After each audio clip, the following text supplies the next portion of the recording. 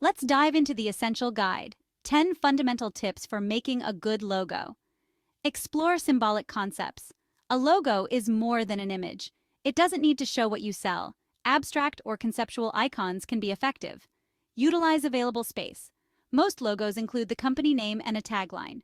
Use this space to convey your brand's identity. Play with lettercase styles. Uppercase implies authority, while lowercase feels friendlier. Balance all elements to achieve the desired brand image. Embrace handwritten fonts. Avoid all uppercase to maintain credibility. The key is in choosing the right font. Achieve balance in taglines.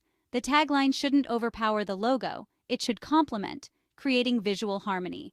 Adjust name and tagline placement. Position them in the logo design to ensure visual balance and clarity. Give your logo breathing room. Give your logo space to breathe, keeping the focus clear and avoiding clutter. Ensure easy readability. Your logo appears across platforms, so ensure it's always legible and consistent.